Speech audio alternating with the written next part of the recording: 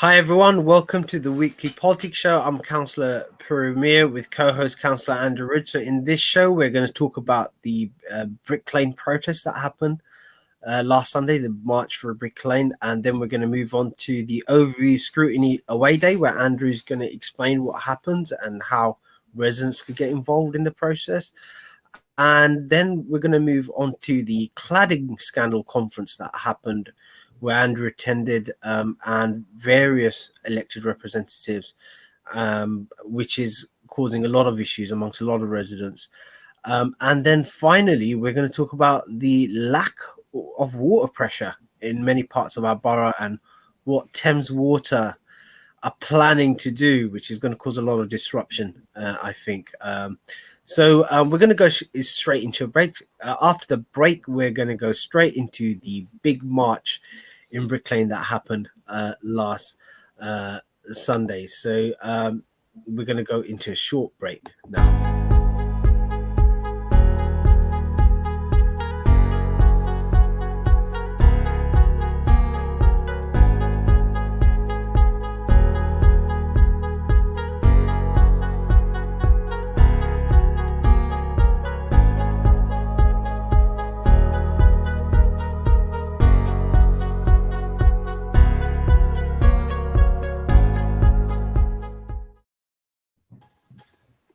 Hi everyone, welcome back to the weekly politics show with myself, Councillor Premier, with co-host Councillor Andrew Wood. So first thing we're going to kick off is the big massive protest that happened in Brick Lane. So yours and truly was leading it. Protesters met up in Alta Valley Park. Speeches were made by local business representatives and residents, as well as campaigners against the Truman Brewery. But what was interesting was just this feeling of social cleansing and gentrification on the back of the Runnymede Trust report. And then there was a march, and at the end, Truman, there were a few speeches and some interesting music was played as well. And people had a bit of fun and dressed in colourful banners and etc. So Andrew, just over to you. So it was interesting just watching the social media feed. Some people saying, "Oh, it's already gentrified, social cleansing. Why are people complaining?" Etc. What's your take? It seems like it's going to be more and more of an issue, especially in London. What was interesting was people from all over London came, and we were expecting more people from South London to come, but the trains were shut, etc. Is this going to be a bigger issue? I know in the island you've got huge amounts of development going on. Is that what residents speak to you as well on the island? Some of them do, because some of them, obviously, because of the increase in population in the island, most of them are the gentrifiers.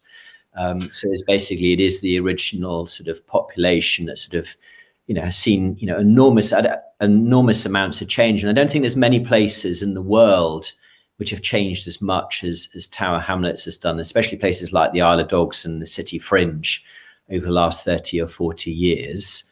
And all of those new people sort of bring sort of new things with them. But yes, I mean, there is a very strong feeling. I know some people, for example, who just won't go to Canary Wharf, to the shops there. Part of that is because they perceive them as to be too expensive, which is partially true, but also because they just don't feel it's for them. And it's very interesting because actually I'm at my sister's house today, which is why my background is different from normal. And the street, and I won't show you the outside, but that street is classic gentrification in terms of the changes which have happened in the last 15 years, in part because of better transport. But the demographics of this street have changed enormously. It's become a lot more white, sort of middle class, lots of families, which is a good thing, lots of cars, which I find also very interesting. And I think one of the problems back in sort of Tower Hamlets is that, I think there is a lot of antagonism between the sort of different parts of the community at times. So, there is parts of the community have, very, basically hate black cab taxi drivers, and it's not Uber drivers. So, I mean, there's that conflict as well. But, there are parts, especially some cyclists who sort of think of black cab drivers as the enemy, and they're not. They're basically people who are trying to make a living for themselves. So we see a lot of that. And I think it's going to get, I'm not going to say it's worse, but I think it's going to be an issue that's going to live with us for a number of years because of the population growth and the sort of changes within Tower Hamlets. So Have you thought about how we convert this massive regeneration, massive amounts of money coming in, investment coming in? How can we convert it into more social good to mitigate against the feeling of alienation or exclusion, so to speak? Have there been, you've been on the planning committee for quite a while, has that fed into the discussion when you're in the planning committee or amongst the planning officers? How do we convert things into social value or social good, mitigate against exclusion, for example? Well, it doesn't happen. That's part of the problem, and part because planning officers have said you only got to look at things in isolation. You can only look at this scheme. You can't look at the wider picture, which I think actually is legally wrong. And certainly on the Isle of Dogs, because we have most of the development in Tower Hamlets, is, people feel there's no benefit from all of this change. Yes, there were lots of jobs, but they weren't jobs that were suitable for local people. Yes, there's lots of shops, but they weren't shops, not all of them suitable for local people. And yet, with genuine, I mean, I was thinking about this earlier. I think, like the Isle of Dogs has probably created about £400 million in the last 10 years, if you add up all the new homes bonus and SIL and Section 106. How much of that has been spent locally? None. Well, not none. I mean, that's too strong to say, but not much of it has been spent. And it's not as if, even if some of it has been spent elsewhere in Tower Hamlets, but actually a lot of it still sat in the bank account or wasn't spent on things that people find useful. So it's not as if even people in Tower Hamlets have really benefited from all of this change either, I don't think. And I think it comes back also to jobs and education. And I think the really critical thing is, can we make sure that the next generation, have got the skills to be able to work in Canary Wharf or in the Whitechapel Life Sciences Centre? And do you see, so one of the things you've done in the Isle of Dogs in light of this development is to set up this local planning forum, having your local plan. Do you see that as the main tool of mitigating against this feeling of social cleansing and gentrification or alienation? Let's call it alienation. Is that what you're thinking, and the people around it and the residents you engage with, do they feel that as a tool? Yes. The neighbourhood plan, what it was designed to do was to make developers and the council look at wider social infrastructure issues, and we'll talk about water a little bit later on. So we designed this policy to kind of encourage developers and the council to kind of have a think about the wider impact of development. There's limits, so we can't force them to think too much about the gentrification stuff. So it's more about the physical delivery of playgrounds and swimming pools and youth clubs and all of those kind of things. And so far we haven't been very successful because the council planning officers, it's kind of, well, nothing to do with us, even though it's their policy. So there's lots of arguments kind of going on now, trying to make sure that they use those policies. So that will be another big battle. And what we're trying to do there is sort of, have this broader discussion about, okay, if you're going to build a 53-story tower, what's in it for us? Give us a playground, or give us a youth centre, or give us something as a bit of compensation that makes up for it. It won't entirely solve all of those other related issues, especially the jobs and educational type stuff, but at least there's a tangible benefit. And I don't think that's what's happening now. And I think, and I guess the question for Brick Lane is very similar. What's the benefit for people in Brick Lane from all of this change? So that's a question back to you, Puru, because normally you're asking me questions. So I think it's interesting. The site of the Truman Brewery is kind of interesting. I've actually met up with some initially. I think the Truman Brewery was sold to Grand Metropolitan, and they decided that the site was surplus to requirement, and he got involved because Prince Charles came to Brick Lane, and he got invited by Prince Charles after the visit, and this is what Prince Charles said: "I don't want to be a king of a country with such a dilapidated area." He couldn't believe how dilapidated this area was. So I think it was Business in the Community, which is the organization funded by the Prince, tried to do a community plan for the Truman Brewery, and a lot of people worked into it. They were going to make it into, so the planning gain, the site owners wanted to redevelop part of it, but they were willing to give, say, 30% of the land up for community use and asking, what do you guys want to do? And they they came up with a plan, a community plan for that. And talking to different people, different things happened. It finished in the 1990s when there was a recession. So property prices collapsed, etc. And it was adjudicated that what was being asked was unreasonable, etc. For the developer, that they couldn't afford it, and the whole thing collapsed. And that was the vision for that site. And then obviously it got snapped up by the current owners, who developed it as a private owner. And I think that's the discussion, is that responsibility, for something as strategic as that. There was that vision in the 80s, sort of like encouraged by Prince Charles and other people high up, including the Thatcher government. And it was on the back of the 1987 general election, where the then Prime Minister said that I'm going to focus on the inner cities.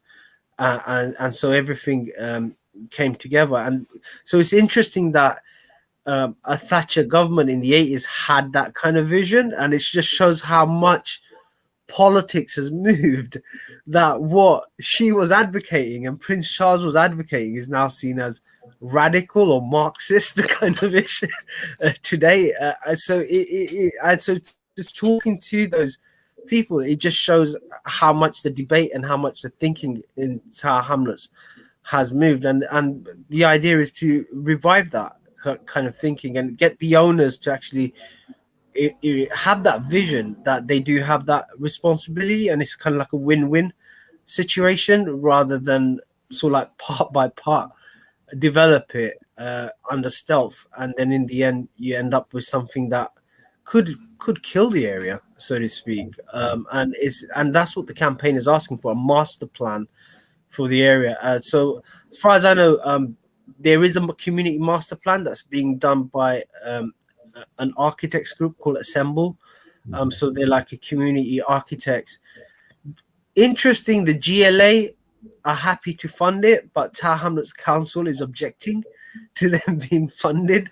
So it just shows that I think they want that money to go to Roman Road for the Roman Road sort of like trust or etc. for their vision for Roman Road, whereas the GLA are more interested in funding it for this area. So it just shows the battles within. But for me, that's more interesting, and it's just reviving that. And I think there was a consensus then amongst everyone that this was the way forward, and which I find refreshing. And it's time to rebuild that consensus and see if we can find that spirit again.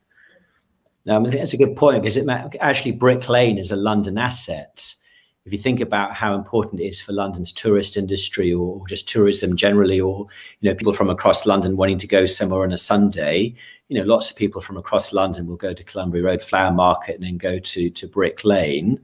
So I can see why the GLA would be really interested in it, because it is an asset for London. Roman Road probably less important for the GLA in terms of as a London-wide asset.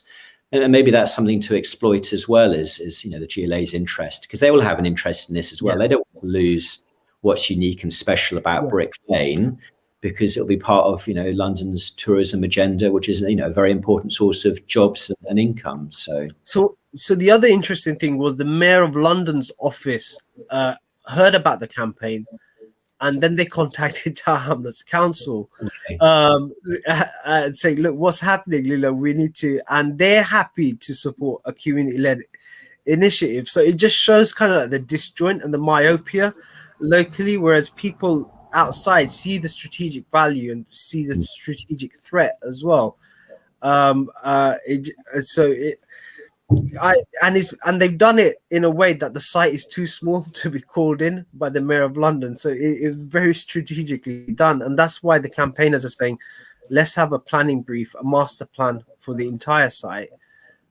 Something which was agreed by a previous chair of planning, a gentleman called John Biggs, kind of ish, when they initially put the planning. So he then understood the argument, but I don't know what's happened since then. Yeah. So ending on that note, if John, if you could rack your memory, the campaigners would be really happy to have a conversation with you. But moving on a serious note, I know the mayor is actually sitting down with the campaigners. One of the things that people have pointed out is that Tower Hamlets doesn't take its heritage seriously. So in Hackney, they have a heritage czar, someone responsible strategically to look at heritage. So excuse me. But in Tower Hamlets, we don't have that. We just don't take culture or heritage seriously. So that'd be one of the things put forward to the mayor in that meeting by campaigners. Cool.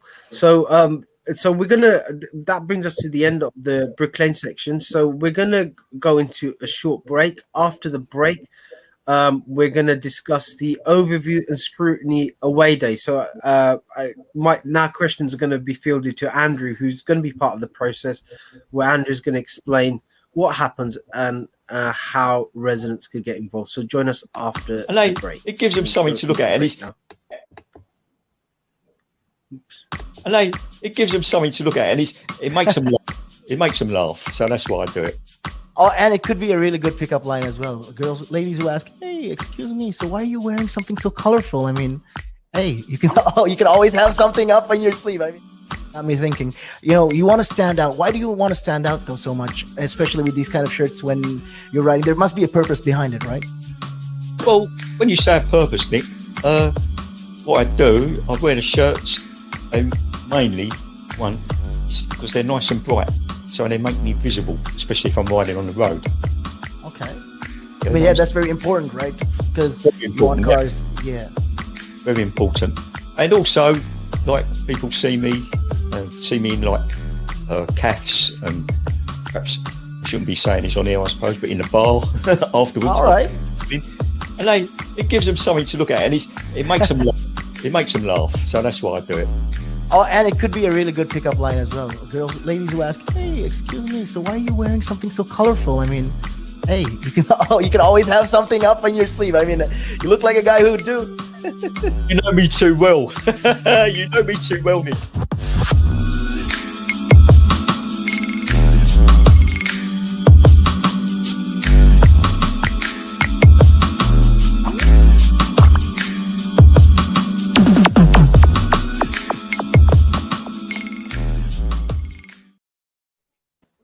Hi everyone, welcome back to the Weekly Politics Show with myself, Councillor Premier, with co-host Councillor Andrew Wood. So in this section, we're going to discuss the overview and scrutiny away day. I believe it's tomorrow, where Andrew's going to have a bit of fun with some councillors and come up with some sort of like plans for scrutiny.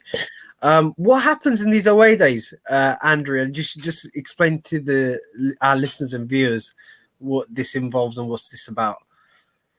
So Tower Hamlets Council has an overview and scrutiny committee, and basically the job of that committee is to scrutinise the executive, so the mayor and what his officers do. It has various subcommittees, including housing, children's and health. But tomorrow, so all the members of the main committee are kind of meeting and are kind of agreeing or discussing first what our plan of action is going to be for the rest of this year. And by year, I don't mean calendar year. I mean the council year up until next May, when we obviously have local elections next May. And part of it is we'll agree, sort of agendas of the things we want to look at in our sort of committee meetings. So, for example, on the Tuesday night, we've got a housing regeneration scrutiny subcommittee. One of the items on that agenda is fire safety, which we'll talk about in a minute. But what's going to be an agenda for all of the other meetings, and that's what we're going to discuss tomorrow in Away Day. So there'll be council officers there to support us and a bunch of councillors. And basically, I think what we have to try and agree, what are the main things that we want to look at for this next year? And the problem that we've got is already, it's June already. We're well into the year. We've got local elections coming. So in reality, we don't have a year. We've probably got 9 months. So what is it that we want to look at in those 9 months to scrutinise what the mayor is doing? And it can either be kind of quite parochial stuff, or it kind of be kind of more forward-looking stuff. So my job tomorrow will be, I've written down 11 ideas of things that I think we should be looking at across the committees. I suspect most of them, nothing will happen. But as I said, I've got my ideas, and I'll try and sell those to the other councillors, and hopefully they'll come to the meeting tomorrow with their own ideas.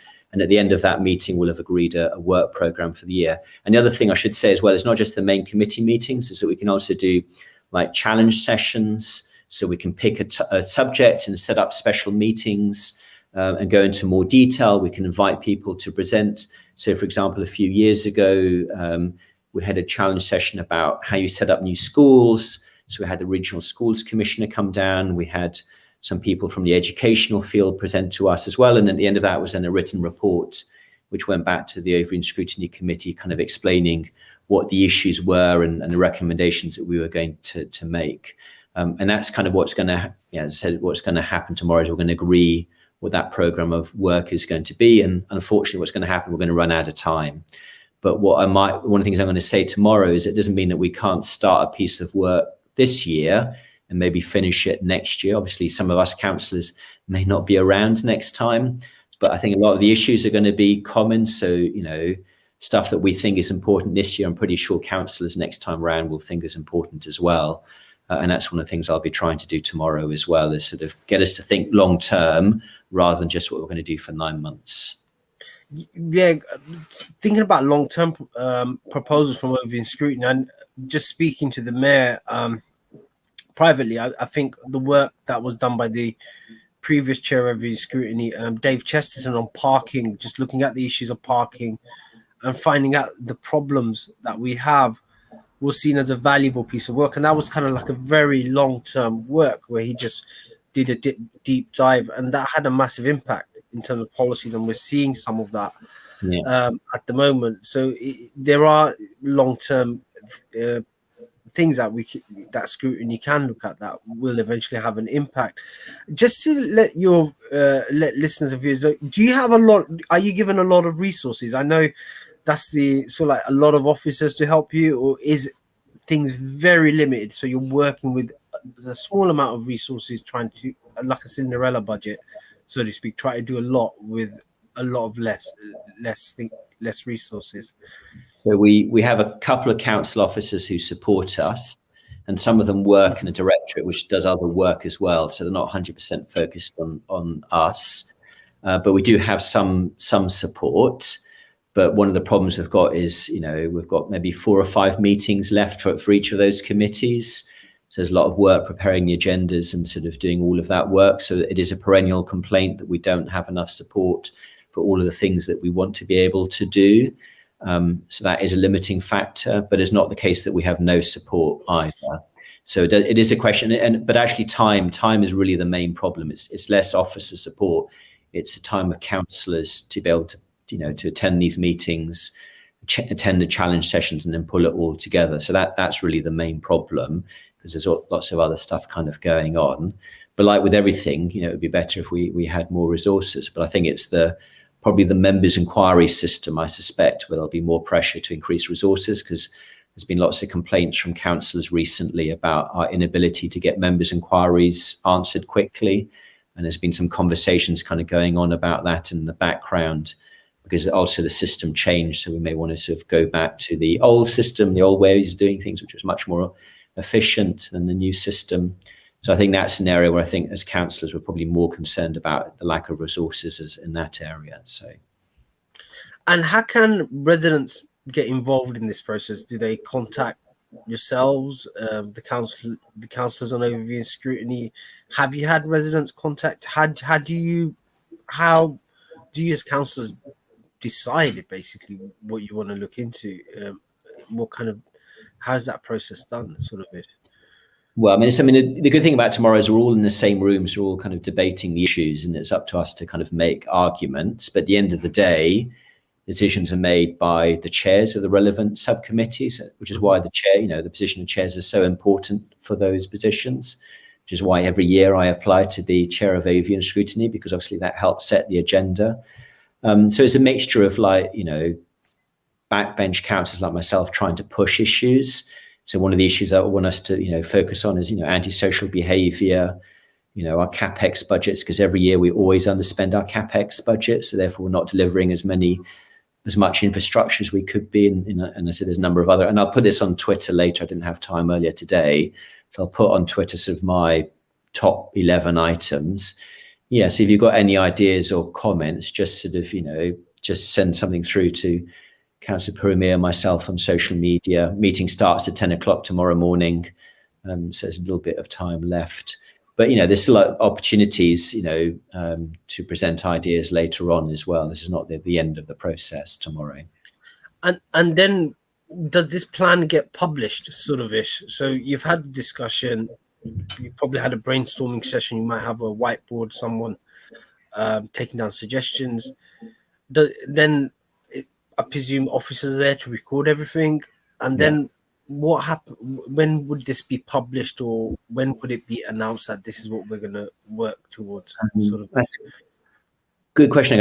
It's a good question. I think that's a little bit of a weakness. So thinking about the subcommittees, so there will be a work program. So in one of the meetings, we'll agree the work program for the rest of the year, and you can look back at previous meetings and see what that subcommittee has agreed to do.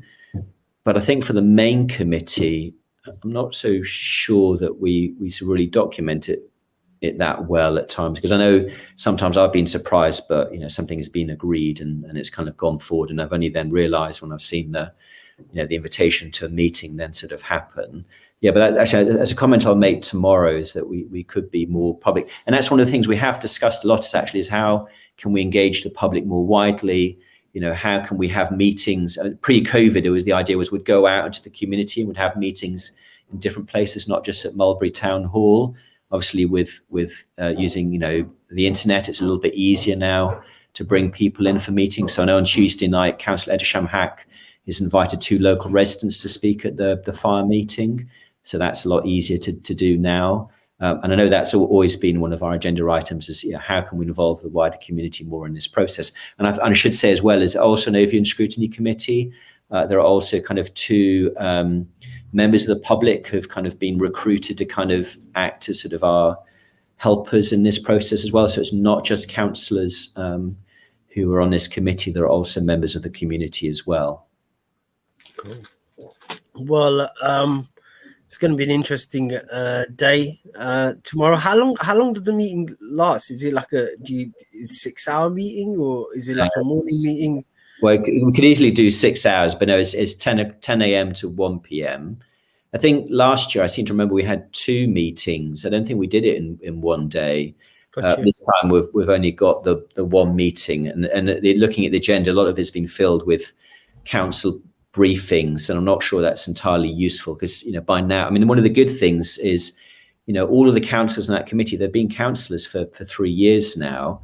They're not inexperienced anymore. They kind of know what the main issues are. So what I'm kind of hoping is that we spend more time kind of picking what we think the most important subjects are that we can deal with in the next year. So that's very much my hope for tomorrow. And we do have some, the chair is new, but he has been involved in scrutiny before. But, at least Councillor Mohammed Papu, has been a councillor for 3 years, like all the rest of them have been. So cool. So interesting. Look forward to the outcome of it. It'd be interesting. I know the previous chair did a video once of just the discussion, etc. Look forward to any publicity or output from the council to get more residents involved. So we're going to go shortly into a break. After the break, we're going to discuss the cladding scandal. So we've had residents from Providence Wharf earlier in this program. There's been demonstrations. Last Tuesday, there was a conference that was held to do with residents, inviting members of the public to discuss the cladding scandal, the fire safety issues in these buildings, and a possible way forward. So join us after the break when we discuss the Tuesday cladding scandal conference. So we're going to go straight into a break.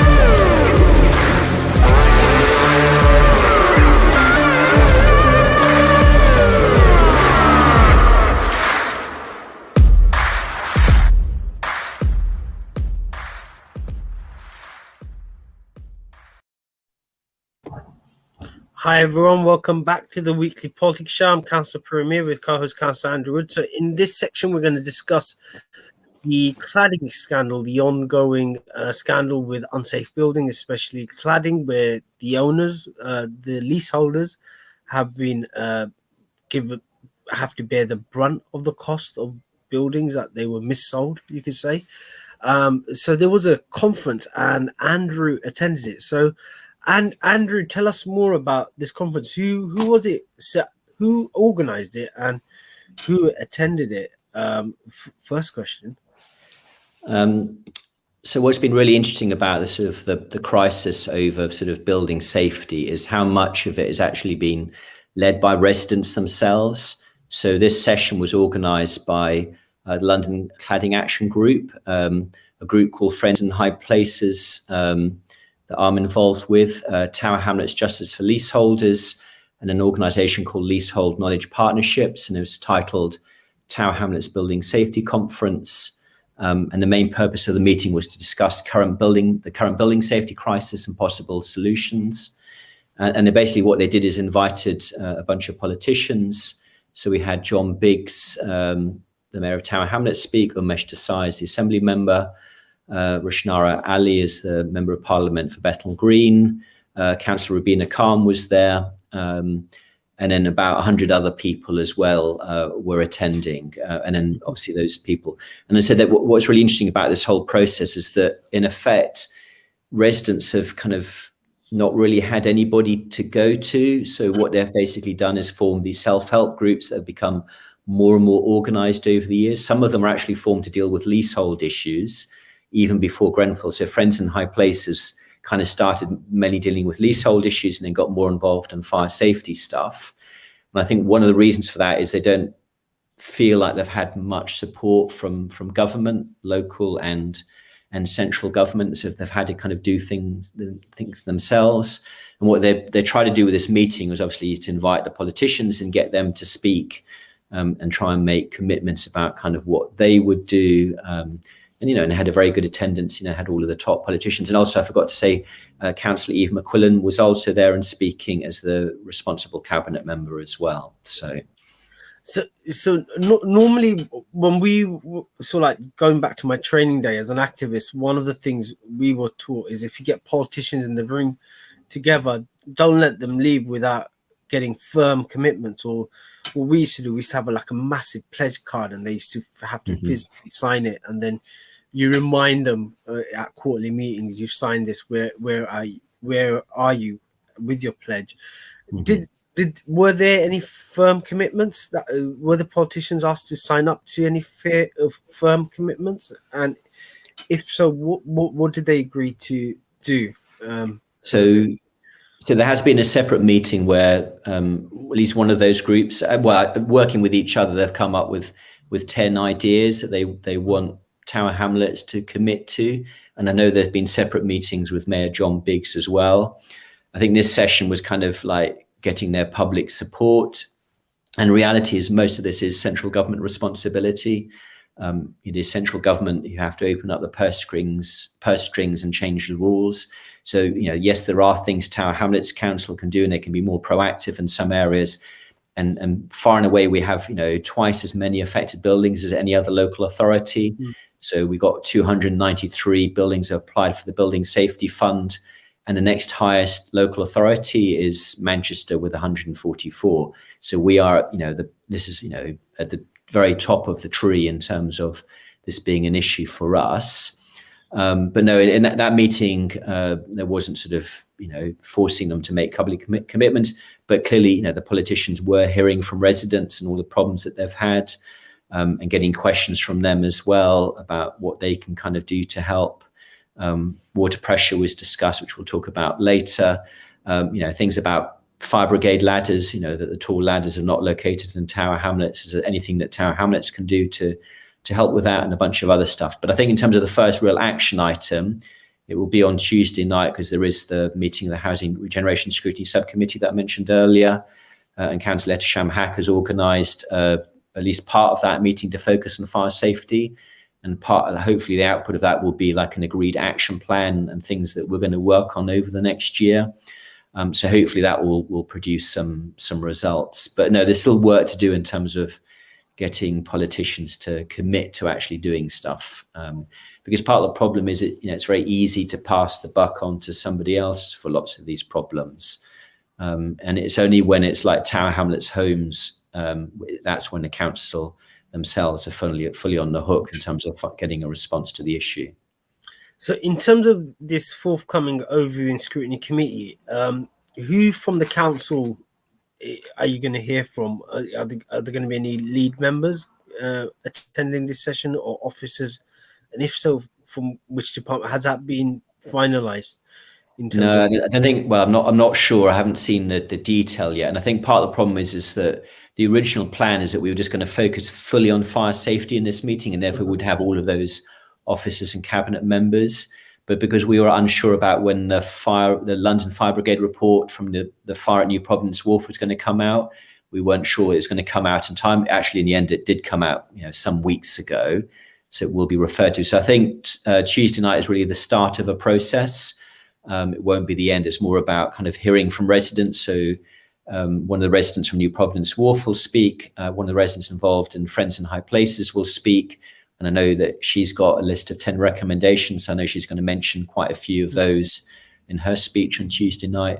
But it's really to agree a work program. That's going to be the main outcome, I think, of Tuesday night, as to how we're going to do this. And I think what we've kind of already agreed is we're going to make some recommendations. And normally scrutiny, when we make recommendations, they only apply to Tower Hamlets Council. But in this case, because responsibility is so widespread, a lot of it's central government, some of it's London Fire Brigade, some of it's developers, some of it's, other people, I think our list of recommendations will be for everybody. And a subsection of them will be for Tower Hamlets Council to respond on in particular. So, in terms of the recommendations, is there any changes to the law? I remember speaking to the previous mayor for previous MP for Poplar and Limehouse, Jim Fitzpatrick. He did a lot of campaigning on leasehold sort of like laws around that, trying to get that changed. So he was even then he knew that it was an issue for him as an MP, and he took it up with campaign. Is there a change in the law? Is that? Yeah. So there are changes in law coming. They're not fully in effect yet. And there's kind of two main parliamentary bills, one of which still has to go through the system. So there is still, there's changes in legislation which is coming, but a lot of these problems are historical, and there's still a high degree of uncertainty about how some of this stuff is going to work. So, for example, today I sort of was reading the Building Safety Fund, which is this government pot of money, which everybody says is too small. Providing reports about where they said, yes, we're going to give you some money, and where they said no. And there were lots of housing associations that got some money, but also lots of housing associations which haven't got any money. So this is going to affect lots of people, and the financial consequences are going to be quite profound. And we're still trying to work out how many people in Tower Hamlets are impacted by this. And I think the number is somewhere between 50 and 80,000 people in Tower Hamlets are impacted by this issue, but we don't really know, because we don't know how many buildings have got fire safety issues. And that's because Tower Hamlets Council, well, at least of a month ago, didn't know themselves either, which is not a good situation to be in. 4 years after Grenfell, we still don't know which buildings are safe and which buildings are unsafe at a centralized level. So. I think I've had an issue in a building in my ward, and the residents only found out about it when one of them tried to sell their property, kind of issue. And I think you don't even know that you're in an unsafe building until you try to sell the property, and then you're like, you can't. You're stuck there. You can't sell it, and then you just can't believe that it's unsafe. And believe it or not, it's linked to a youth club as well. It's crazy kind of scenario. And it's only after the residents kicked up a fuss that the freeholder had to do the checks and start a plan to remedy it. But I think a lot of people just don't know that they're living in unsafe buildings, and it's kind of mind-boggling that there hasn't been a sort of a systematic risk assessment done, so to speak, because there's a lot of secrecy in this process, and part of the problem is that, you know, there are also some homeowners who don't want to make this public because it affects the value of their property if it is made public. But then if they try and sell it, they've got problems, or if they think they hide the problem, then they don't have to pay for the, cladding repairs or whatever else that needs to happen, because basically this is going to cost a lot of people a lot of money. And, not everybody out there has got, 10, 20, 30, 40, 50, 80,000 pounds just lying around to pay for all of these repairs. And some of it's really complicated. So somebody was asking me a question earlier, is that the cladding is safe on their building, but behind the cladding there's unsafe insulation material. So what do they do in that situation, and what's the guidance? And again, if you look at the council website, there's no guidance. So again, this is why residents are forming these self-help groups, is to kind of share knowledge amongst each other, and with Slack groups and all kinds of communications tools, so they can share all of this knowledge with each other, because it's the whole process is very secret. And because money is involved, therefore it becomes very difficult, not just on the freeholder side, but also with leaseholders as well. So, well, I think one of the good things is that it's brought residents together on an issue, and if we can solve this, then we can solve a lot of other issues moving forward. So that is one of the plus side. But believe me, I wouldn't wish it on anyone, finding out that you live in an unsafe building and you don't know when it's going to be remedied, and to cap it all, you'll have to pay for it as well. Yeah. After you've initially paid for the property. So it's a let's see how the committee goes. It's a developing story. Don't know what pressure that's going to be on national government. I know a lot of MPs are now sort of like campaigning on this, and it'd be interesting to see if it becomes an election issue in the forthcoming elections, so to speak, and how respective parties or candidates would respond to that. It will be an interesting thing for me, just to see how a community action transfers into a political agenda through an election.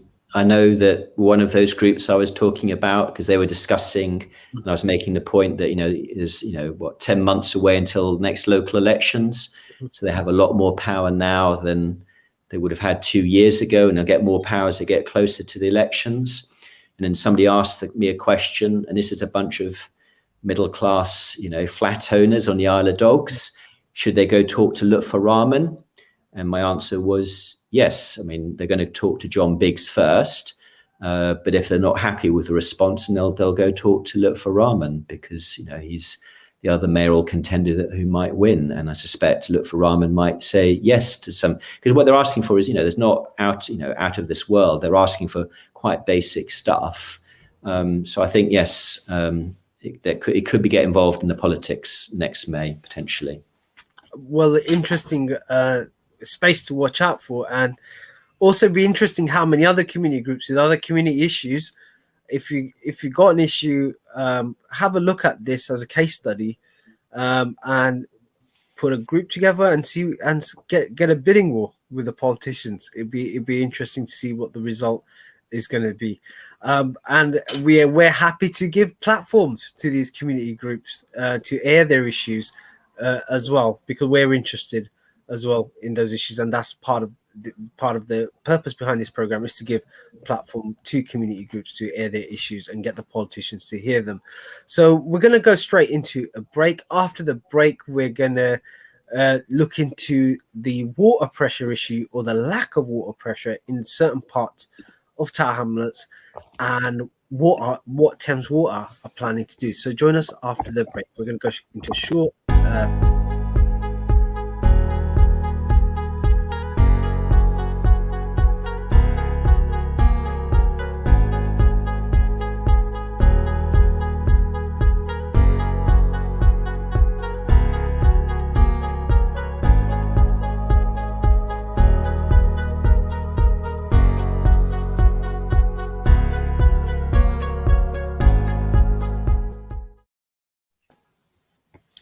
Hi everyone, welcome back to the Weekly Politics Show. I'm Councillor Premier with co-host Councillor Andrew Wood. So in this section, we're going to talk about the water pressure issue, or the lack of water pressure that we have in certain parts of Tower Hamlets, especially the Isle of Dogs. I know it was an issue in the ASDA planning application. That was the big application that was put forward to redevelop the ASDA site, which many of us are familiar with, not just on the Isle of Dogs. I know a lot of people, because of the 24-hour facilities, a lot of people, including myself, got our shopping done, and a lot of people as well use the petrol, the self-service petrol as well. That's quite popular. So it is a massive site. It serves, you could say it serves all of Tower Hamlets, to be honest, and beyond. That was going to be redeveloped into a massive housing site, and then the issue of water pressure was raised. Water pressure is being raised in terms of fire safety in the island, and as well as an argument against any future developments. So that was raised at the the cladding conference, Andrew. And what are going to do about it? So to speak, all Tower Hamlets or everyone combined. So maybe if I just quickly kind of just summarize where our water comes from. So basically all of our water in Tower Hamlets comes from the north of us. It comes from a place called Copper Mills Treatment Works up in Walthamstow. And then basically there's a very big pipe that comes kind of following the River Lee, and it goes from the north down to the south. And then there are sort of pipes which then run sort of east-west across Tower Hamlets, which then bring the water and, to Bethnal Green and Shoreditch and Stepney. But that whole area of Tower Hamlets and part of Hackney as well is in something, and I don't know why it's called Finsbury Park, but anyway, it's in the Finsbury Park flow monitoring zone. So we basically all share the same water. But the further south you go, so like Wapping and the Isle of Dogs, you're kind of at the end of the water supply chain. And there are some houses and the sort of southern tip of the Isle of Dogs have built in the 1950s, which don't have their own water tanks or any pumps. And they're already, have been suffering from low water pressure for years. And with the increase in population, that's, showers in the morning and cups of tea that people are making. So, if every year 8 to 10,000 people are arriving, that's 8 to 10,000 extra showers a day, which is increasing, the demand in water. So what happened at ASDA is that Thames Water were basically saying last year and beginning of this year, we don't have enough fresh water to meet ASDA. So if you were to build ASDA today with the 1,927 apartments, there would not be enough fresh water for all of those extra apartments, which is one of the issues that we raised in the meeting. And then Thames Water have come back, and also because it was raised at the New Providence Wharf fire, because people were observing that it was very low water pressure for the fire brigade outside, and we weren't sure what the reason for that was. I think it's because the fire brigade struggled to find the nearest fire hydrant. I'm not sure it was a water pressure issue, but we need to follow up on that with the London Fire Brigade. But anyway, so they came to the meeting to talk as well. And what they sort of said is that for the Isle of Dogs to have increased water supply in the future, is that they will need to dig up Burdett Road between Mile End and East India Dock Road. So it's about 1.6 kilometers. And I'm assuming the existing water pipe is in the middle of the road, because typically the Thames water pipes are in the middle of the road. So it means that, yes, Burdett Road will need to be dug up so they can install, an 80 centimeter water pipe. So basically a big water pipe. They say work might start next year and finish in 2024, 2025. So that implies a 2-year program. But they're still working on the details. So none of this is guaranteed or definite. And they think that will be enough to meet the demands of extra water pressure in the Isle of Dogs. But the other point they made is because all the people working from home in Canary Wharf largely being empty, there's been a massive decrease in water supply or water demand from Canary Wharf and the offices there, and City of London as well. And I think that makes them think actually they'll be okay for a few more years, because if the offices aren't full, then therefore, there's less water demand from the offices, which will tide them over. But then if the offices are less full, will we need as many apartments as ASDA? So I don't know. But then there's also an argument that if there's less offices, that might mean Canary Wharf Group build more residential. So we might have more homes at Canary Wharf, and homes generally create more demand and water pressure than offices do, because you have showers at home. You tend not to have showers at work. So this could make things worse. But yes, sorry, Burdett Road looks like it will be dug up for some time. So we're going to have another issue on Burdett Road. But it is interesting in the sense that it's not just development on the Isle of Dogs. You've got developments all around the east of the borough as well. So there's huge amounts of pull on that water, and it just shows how quickly Tower Hamlets is developing. I presume that north-south also serves Newham kind of issue. Are there sort of like pipes going to Newham? No, it just straight. No, so I think it is kind of, as I was saying, we're at the end. So it comes from the north and it kind of loops around the Isle of Dogs. And those pipes, as they go east-west, so maybe the City of London depend on us, but I think City of London has its own supply.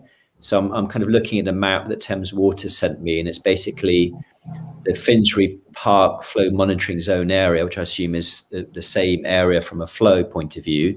It's basically the whole of Tower Hamlets, and the southern part of Hackney is all in the same water zone. So I guess any water pressure issues which affect, so it's like a knock-on effect. But I guess the further south you go, the further away you are from the water source, and therefore you're more likely to suffer from water pressure issues. And I think the other point to make is that a lot of new buildings, they'll have water tanks in the roof, and they'll have pumps that feed up water. So it's more older properties which don't have their own water tanks and their own pumps who will suffer from the low water pressure. Will be the issue in the future. Well, it's something to watch out for, but it just shows how much demand is, how quickly Tower Hamlets has developed, that we need to dig up Burdett Road again. It's been dug up before, quite recently, replacing old water pipes. I know residents always tell me, look, why can't they just dig once and just replace all the pipes? Why do they have to come again and again? We don't have the answers, but we're happy to help you through these difficult times of the road being dug up. So there is an answer to that, actually. It's called a utility tunnel. So what they have in more advanced places, including a few places in the UK, is you basically dig once, you make a massive, basically you make this sort of like tunnel. And some of the ones that I've seen in other cities is, they're big enough to kind of walk through.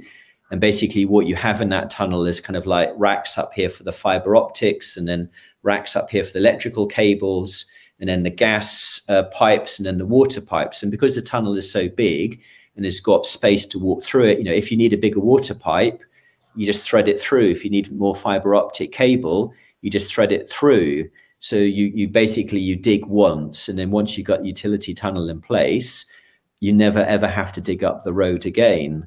And that should have happened with Burdett Road and Marsh Wall, 10, 15 years ago. But again, because we never planned ahead, Marsh Wall also gets dug up. I mean, every 3 months it gets dug up. So the next time you're on the Isle of Dogs, look at the surface of Marsh Wall Road and look how, like uneven it is, because, we've never resurfaced it either.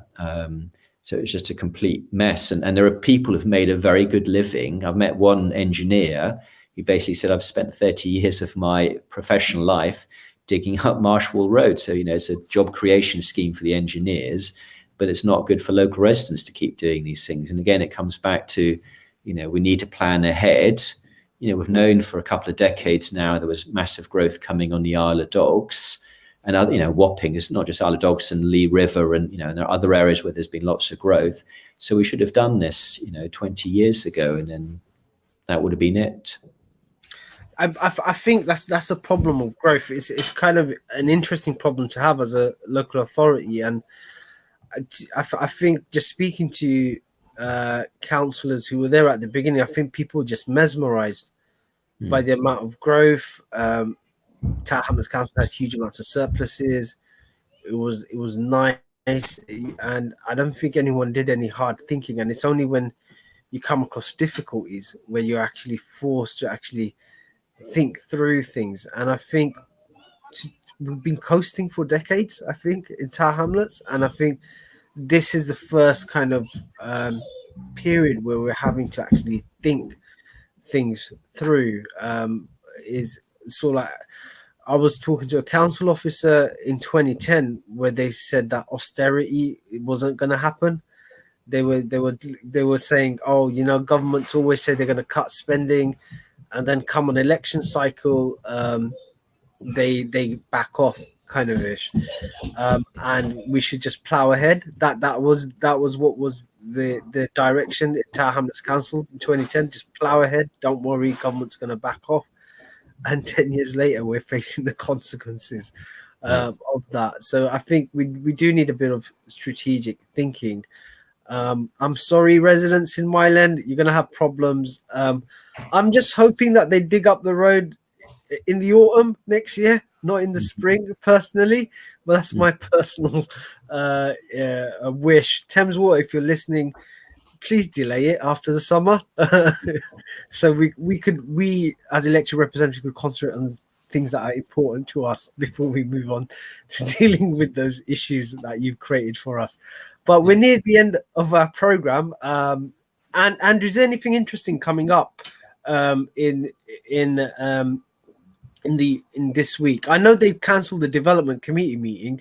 I don't know, is it because of the protests? We don't know, but is there anything interesting coming up this week, so to speak? Well, just the two meetings I've already talked about. No, there's not much happening in the next week, I don't think. So, yeah. Well, we've finished in time for the England match, kind of ish. We're all looking forward to it. You never know, football might be coming home. I know someone at work was singing that tune and kind of like brought back memories. But thanks for watching the show with me and Andrew. I'm Councillor Premier, co-host Councillor Andrew Wood. Thank you for joining us for the Weekly Politics Show. Thank you very much. Bye-bye. Okay, bye-bye. Bye-bye.